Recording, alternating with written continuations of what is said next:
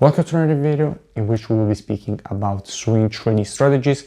If you're new to the channel, I'm a top author on the TRADINGVIEW platform, as well as running an educational company and swing trading full time. Now, as usual, we will be getting some pairs, we will be analyzing them and seeing how you're actually supposed to be approaching your trading from a reactive perspective and not predictive, and how you're supposed to spot swing trading opportunities in the market by using multi-time frame analysis and order flow. So without further ado, let's get straight in the video and provide some free knowledge to all of you.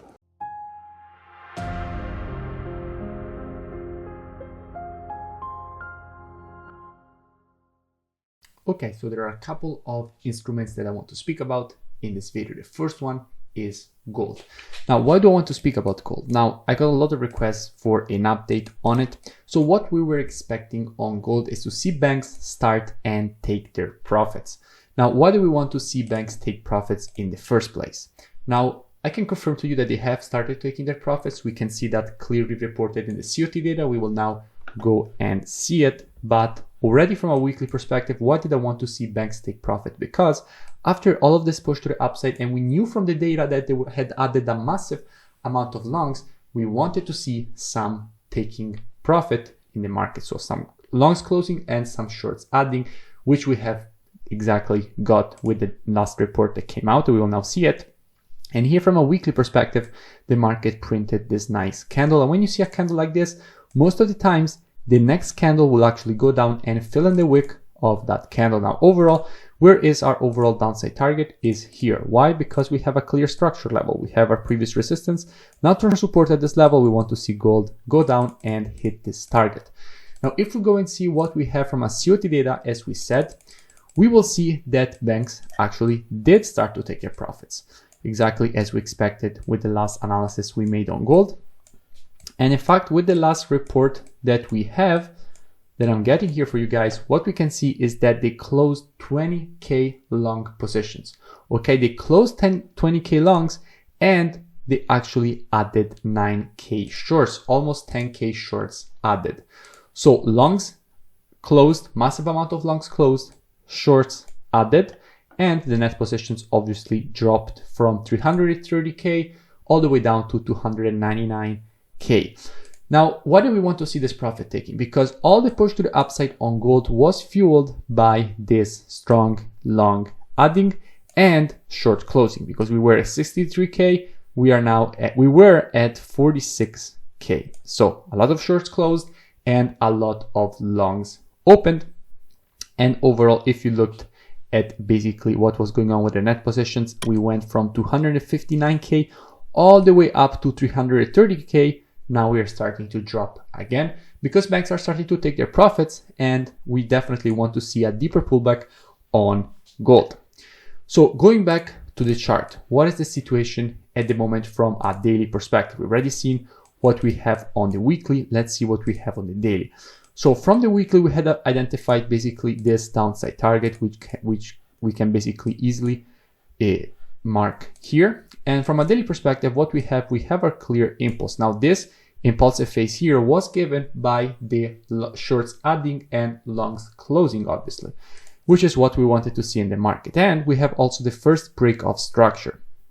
I already wanted to look for shorts on gold inside of this area. If you remember, with all the videos that I made on TradingView, I wanted to basically see the market make this push to the downside, but the market was just failing to break structure. That is why we couldn't be looking for shorts. You can't be looking for shorts before structure closed, it is broken, sorry, unless you are risk-free once the market actually hits the structure, because it would be too risky, it makes no sense. And now what we can see is that with this impulse, we broke below two structure levels. And now the market is retesting the higher structure, which is something that again will happen most of the times. If you see the market that basically does something like this, actually, let's do it better. The market in the move to the upside creates two structure levels, and then it makes a push to the downside here. Will the market go and retest this structure level, or will the market go and retest this structure level? Well, 80% of the time, the market will actually go and retest the higher level, and then from here make the push to the downside. Why? Because this is the easiest way that banks have to actually manipulate retail traders, because they will see the break of the structure. They will say, okay, On lower time frames specifically, they will see the market impulsing to the upside and they will say, okay, let's just buy, because they don't have a bigger understanding of the bigger picture, what is going on actually on higher time frames. So all their buying will actually be used from the banks they will basically use the liquidity to actually fill in their sell orders. So that is why most of the times the market will actually go and retest this second level. So what we have at the moment is a market that is supposed to make a new push to the downside, basically completing this impulse correction and impulse pattern to the downside.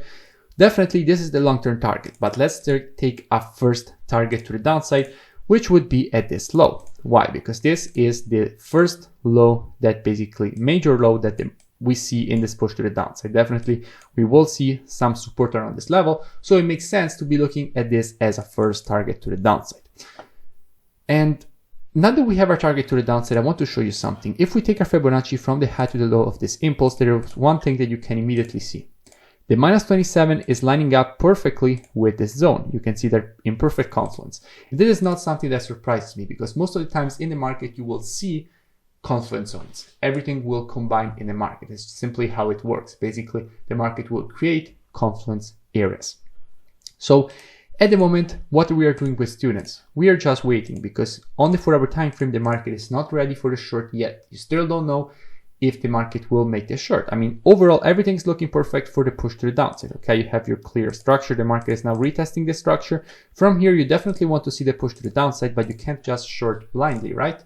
You need to have good probabilities and a good risk to reward and a good way of building a setup, not just entering because overall the market is supposed to move down, because there are a lot of things going on in the market. A strong fundamental push could easily make gold make a push to the upside. That is why we need to wait for a good. And anyway, if you take your short here and you put your stop, for example, above this high, it's a very shitty risk to reward. It's like 1 to 1 point something. So overall, what we will do with students, we will be waiting for one of our valid entries on the 4 hours. And anyway, at the moment on the 4 hours, everything is still pushing to the upside. The short is not ready yet. So what we will be doing with students, we will be monitoring price action inside of this region, waiting for the market to provide to us one of our valid entries. And as soon as the market will provide to us one of our valid entries, we will definitely be taking this short with a good risk to reward and good probabilities for this push to the downside. Other pair that I wanted to speak about. Just a quick reminder, make sure you comment below and let me know which pairs you would like me to analyze in the next video. Here with you guys was actually CADCHF. Now, why did I want to speak about CADCHF? Because we are at a pretty interesting level. Now, what we have here is a market that clearly has created a very nice impulse to the downside, followed by a retracement, now retesting exactly the previous structure. So at the moment, CADCHF is retesting exactly previous support and resistance. And from here, we definitely want to see it make a push to the downside. Now, if we go from a monthly perspective and go and see what we have from a bigger picture perspective. Let me delete this because it's probably something that I had drawn to explain some concept to a student that asked questions. Because by the way, guys, I answer all the questions of students each and every day, including the weekends actually. So what we have here from a monthly perspective on CADCHF is a market that is retesting this long-term trend line that we have here from the monthly time frame.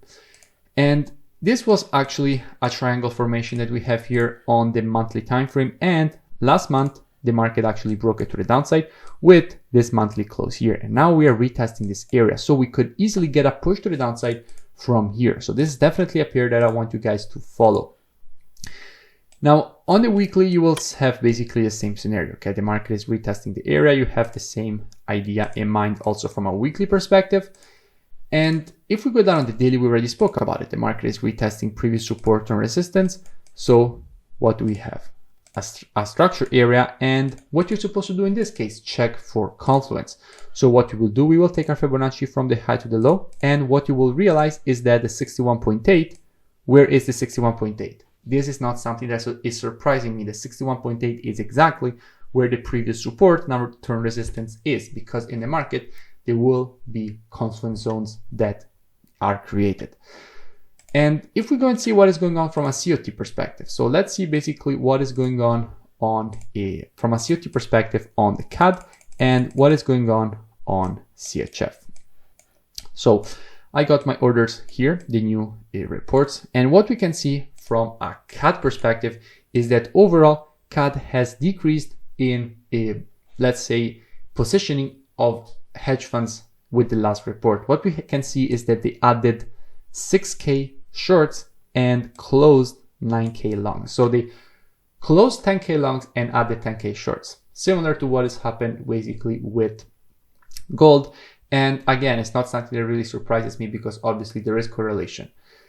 And what we had seen was actually an increase in the net positions for the CAD, but now this is a big drop. It's like half of what they had achieved here. They went all the way up to 34K and now we are at 18K in net positions. If you look at the long positioning, we are at the moment at 67K long positions on a CAD, but we were all the way up at 76. So we are back more or less to this area here, and here a CAD was not really that strong. So what does this mean? It means that overall we can be looking at some decrease in strength of the CAD. So this definitely doesn't correlate well with USD CAD, and that is something that I already analyzed a USD CAD on TradingView, but overall a USD CAD could easily make a push to the downside just from USD weakness if we see the weakness. And what we have from a CHF perspective is that CHF is getting very strong. We went from minus 22K net positions all the way up to almost 5K net positions.